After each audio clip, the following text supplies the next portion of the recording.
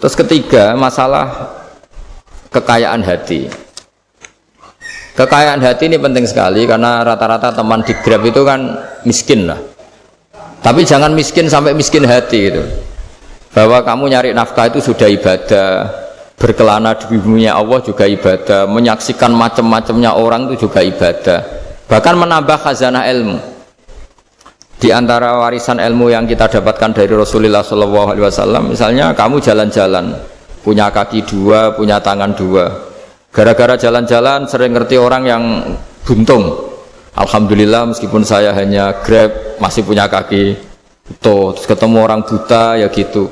Alhamdulillah ladzi afani mimma btalaka bih.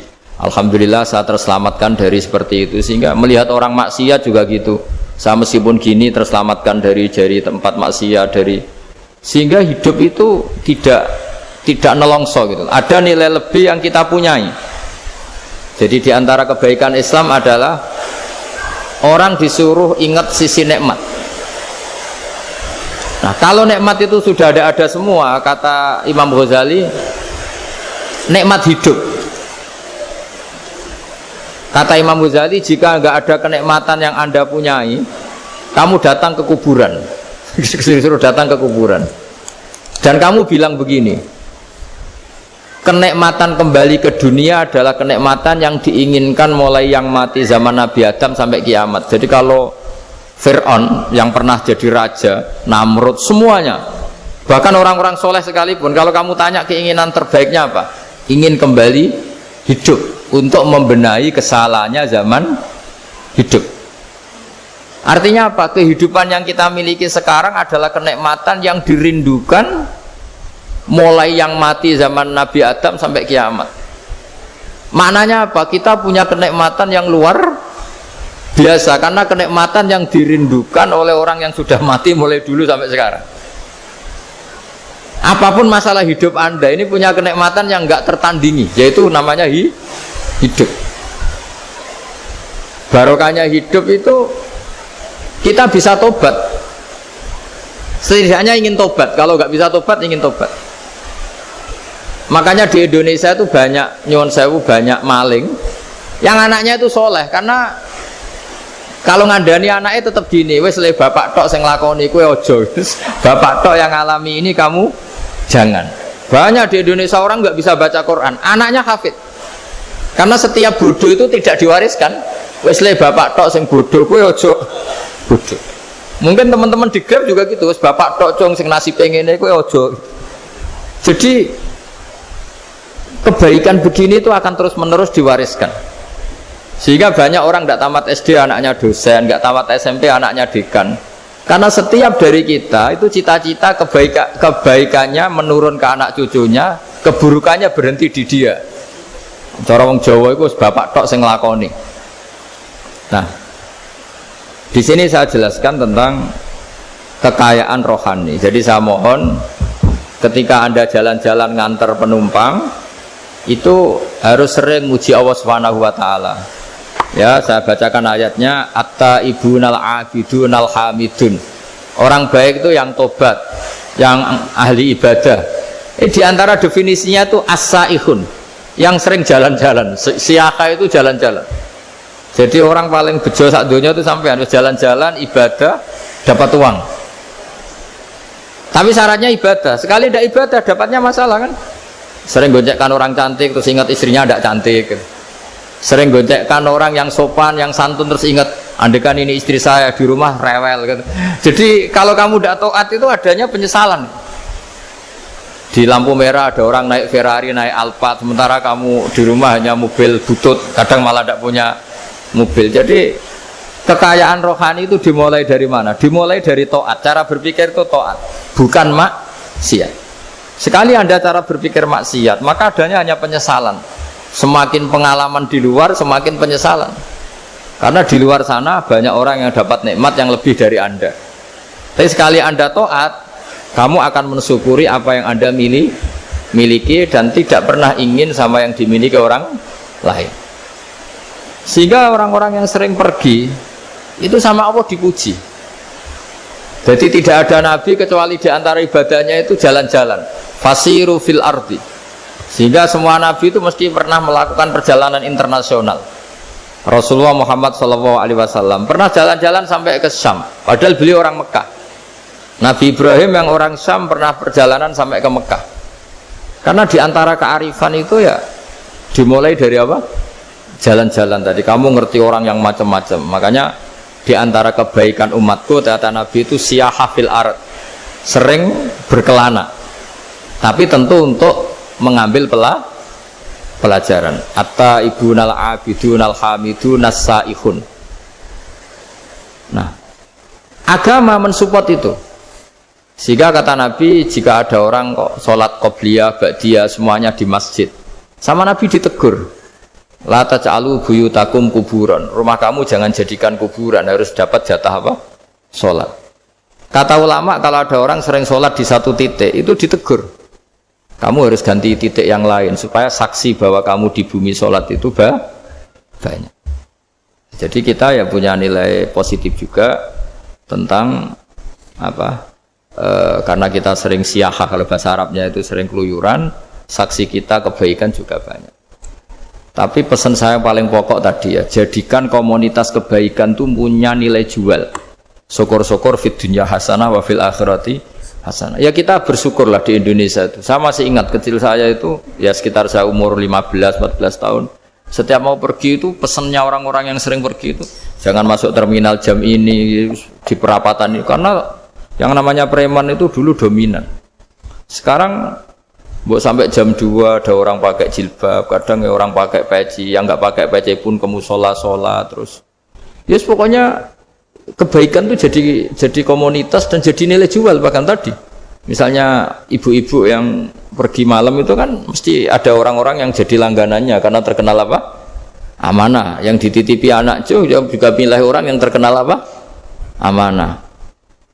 Nah, nilai amanah ini harus kita jaga terus supaya kamu ya bisa bekerja, orang lain juga nyaman karena amanah tadi, Allah juga senang karena amanah itu perintahnya Allah Subhanahu wa ta'ala.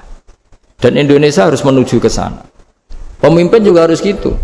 Pemimpin bawaannya amanah, bawaannya apa, yang memilih dia juga senang karena nggak malu lah. Tapi kalau kita milih ternyata yang kita pilih tahu-tahu ditangkap KPK kan ya malu gitu. Dulu kita kampanye mati-matian, ternyata dia ditangkap KPK. Tapi kalau dia amanah kan ya senang. Sama kalau tukang Grab ketangkap satu karena penodaan atau karena pengkhianatan, yang malu juga semua. Karena kadang-kadang nanti digeneralisir seakan-akan semuanya seperti itu. Tapi dengan reputasi panjang, nggak pernah terjadi apa-apa dalam Grab kan otomatis lainnya juga terangkat. Nah, ini yang dimaksud wa'tamiru bainakum bima'ruf. Jadikan kebaikan itu urusan bersama. Makanya andekan negara itu sudah mengoptimalkan polisi, TNI untuk meringkus preman, oke itu baik.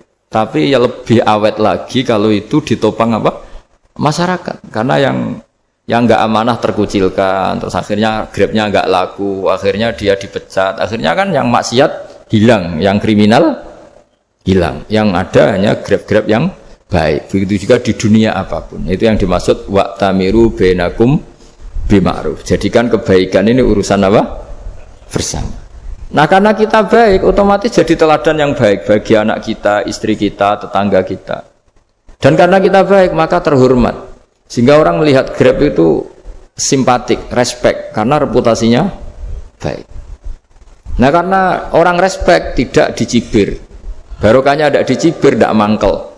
Barokahnya tidak mangkel, tidak saling ejek, bahkan tidak saling bunuh. Coba kalau kita jelek, dicibir orang, kita dalam keadaan mabuk, tidak terkontrol, bunuh.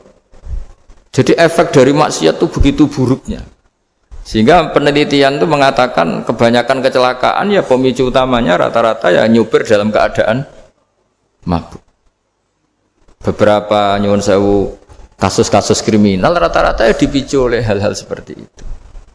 Makanya meskipun di luar saya tolong hindari narkoba, hindari hal-hal yang maksiat supaya pekerjaan Anda ini barokah.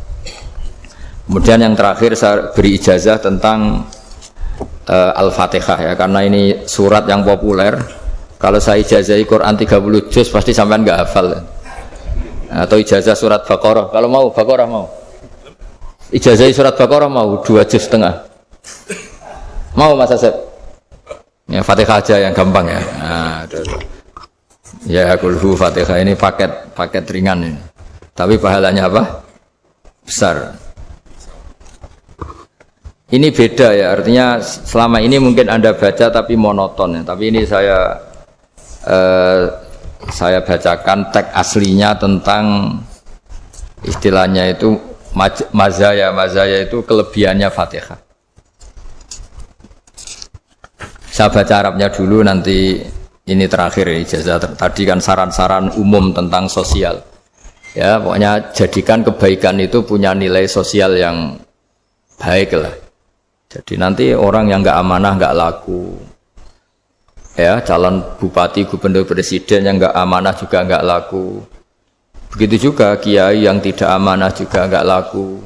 Suami yang nggak amanah juga nggak laku. Istri yang nggak amanah juga.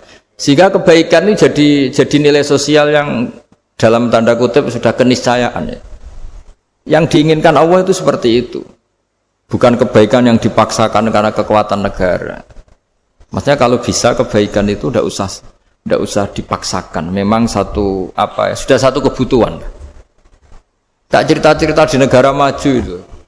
Bahkan apapun jatuh itu nggak ada yang ngambil apa itu. Makanya gambarannya Mekah Medina kan gitu kan.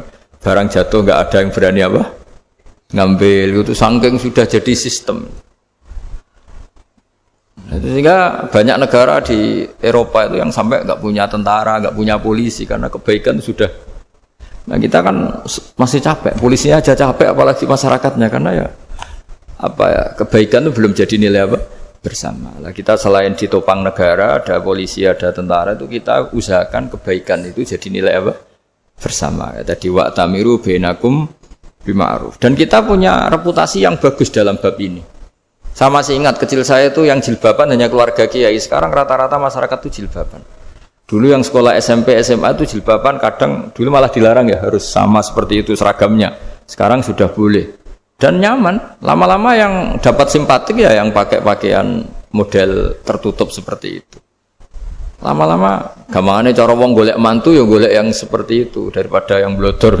Lama-lama jadi nilai bersama. Ya ingin saya seperti itulah. Di terminal juga sama. Orang mau makan cari warung yang kelihatan ada ayat kursinya, pakai jilbab, atau paling enggak dia enggak mungkin lah nyuguhkan yang tiren atau yang haram. Akan ada garansi sosial. Ada apa? Ada garansi apa? Sosial. Dengan penampilan yang soleh itu kan, masa iya nyuguhkan oplosan babi gitu misalnya itu. Jadi nilai sosial itu harus harus benar-benar jadi nilai yang, sehingga negara biar gak capek-capek. Polisi juga gak capek kan, karena tugasnya corong Jawa mau ngawat-ngawati tok, tapi sudah tidak perlu tegang karena kebaikan sudah jadi nilai apa bersama. Ingat-ingat ya ayatnya tadi, wa'tamiru bainakum bima'ruf. Jadi kebaikan itu harus jadi nilai bersama. Iktimar itu menjadi urusan bersama. Makanya kalau kita rapat besar disebut apa? Muktamar. Muktamar itu urusan bersama. Ya tadi imamnya sholat juga menopang Gojek karena enggak lama-lama nopang Grab, nopang Kernet, nopang penjaga Indomaret, penjaga bensin, pom bensin. Lah dia hanya punya waktu 5 menit terus imamnya baca Baqarah kan. Iya imamnya mursyid, mungkin dia tambah lama tambah dapat aplaus dari muhibbinnya, tapi makmumnya dia tambah lama tambah dapat penghormatan dari pecintanya, tapi kitanya wah khusyuk wali kan, dia dapat status naik lah. Kita yang sudah tidak ikut jadi wali diganggu apa pekerjaannya. Kalau ada imam seperti itu sampai mufaroqah saja, niat ya Allah sampai sini saja saya makmum orang itu, silakan orang itu punya urusan sendiri dengan jenengan, ya sudah, atau salib saja apa. Nah, itu boleh kalau dalam fikih namanya apa? Mufaroqah. Mufaroqah itu niat. Tapi kamu jangan langsung selonong mufaroqah, niat dulu. Pamit sama Allah bahwa sekarang mau mufaroqah. Tapi ya jadi sholat yang aneh kan, imamnya masih rukuk, kamu terus sujud, terus apa-apa selesai ya. Mungkin dalam pandangan itu orang lain ini maksudnya makmum gimana ini kok begini. Tapi sudahlah, Allah Maha tahu. Insya Allah dimaklumi. Ya saya baca tentang Fatihah ya, karena sampean pasti sering baca Fatihah. Supaya apa? Sekaligus jadi jimat lah gitu. Jadi Kalau kamu sering di jalan-jalan yang mungkin sepi atau mungkin kan tidak semua teman Grab itu nasibnya bagus yang di Semarang Jogja. Mungkin yang di Kalimantan di Papua kan ada yang 10 kilo gak ketemu rumah, ya kan? Ya lihat di TV itu kan kasihan kan. Sudah 10 kilo gak ketemu rumah, penumpangnya kewekar preman tuh kan. Ini makan orang enggak kan gitu. Kan ujiannya dua. Kalau penumpangnya cantik itu ya kecoba syahwat, kalau preman takut. Jadi orang tuh selalu ujian itu. Sing sedengan itu kan jarang orang itu. Jadi kalau penumpangnya perempuan cantik ujiannya itu syahwat, kalau preman ujiannya ketakutan. Kalau orang yang lemah bawa uang ujiannya kamu ingin garong. Jadi hidup itu memang semuanya ujian. Liyabluwakum ayyukum ahsanu amala. Makanya saya sering ditanya oleh teman-teman, Gus, nah ujiannya kenal wong wedok elek piye? Sama. Kenal wong ayu ujiannya syahwat, kenal wong elek ujiannya ngenyek, itu sama-sama dosa. Syahwat ya dosa, ngenyek juga dosa. Welek keriting untune metu ya dosa ngomong gitu. Kadang-kadang orang berpikir enak kancanan wong elek gak dosa. Kata siapa kancanan wong elek itu ya dosa karena bawaannya ngenyek. Ngenyek itu menyepelekan itu. Makanya saya itu ya nggak mau berteman sampean. Nanti kan bawaannya ngenyek atau seneng ya tidak tahu. Ya sudah ada takdir saja kalau ketemu ya tak ulang ngaji gitu. Tapi ini ngaji terakhir, setelah ini ngaji biasa aja, tidak usah resmi gini. Ngaji kok resmi aneh. Pokoknya nanti suatu saat kalau pandemi sudah berlalu saya akan ngaji Rebone. Ini ngaji. Ini ngaji yang kurang bagus karena ngatur kiai kurang berkah ini. Nanti tapi ya lumayan lah masih mau ngaji. Ngaji kok tanggal ini jam ini. Sekarang suatu saat kamu tak panggil, Mas Wahyu datang ke sini jam ini, tidak mesti bisa. Mungkin pas ada acara apa, oh, maaf ke sini pas ngecek pas apa. Jadi ya sudah tapi tak maafkan, enggak apa-apa. Takdir ya. Tak bacakan supaya sampean tahu keramatnya bismillah. Nah, sebelum saya bacakan bismillah Fatihah, tak beritahu tentang ilmu tafsirnya karena ini penting sekali. Fatihah itu dawuhnya Allah, tentu itu dawuhnya Allah. Saya ulang lagi, itu kalam Allah. Tapi yang sudah diberikan kesampaian ke kita semua. Sehingga seakan-akan itu menjadi dawuhnya kita ke Allah. Jangan salah loh ya. Fatihah itu dawuh Allah tapi sudah diberikan ke kita. Sehingga posisi kita itu yang punya itu. Nah, kenapa ini perlu dijelaskan? Karena nanti ada kalimat iyyaka na'budu wa iyyaka nasta'in. Kalau itu masih kalam Allah, berarti Allah ngomong ke kamu, ngendikan ke kamu, kepadamu aku menyembah. Masa Allah menyembah kamu? Nah, sehingga ilmu tafsir itu menyelesaikan itu dulu ya. Saya ulang lagi ya, sebelum sampean sering baca Fatihah, aku yakin ya sering baca. Tapi barokahnya tidak paham itu tidak pernah janggal. Enggak paham itu ya penting supaya tidak iskal, tidak janggal.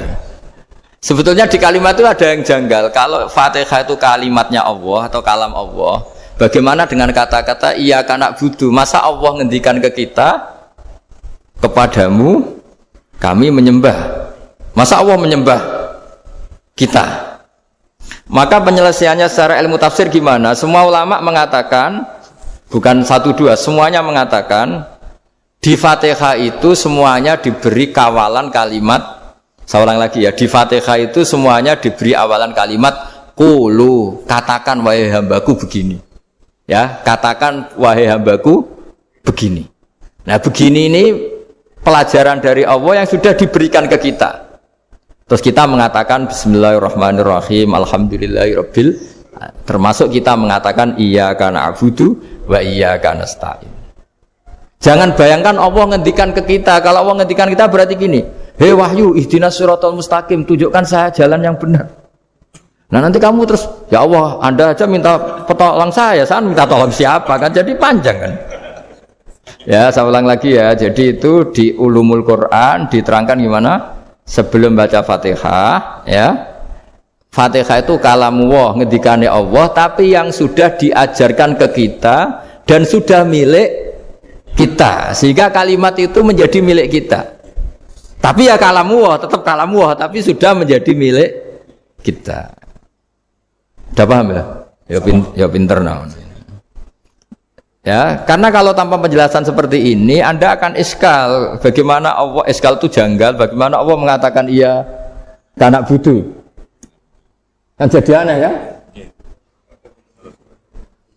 Ya, jadi tak jelaskan secara ilmiah ya. Jadi kata ulama-ulama tafsir, ayat-ayat Quran seperti ini sebetulnya dimulai dari qulu apa? Meskipun enggak dilafatkan.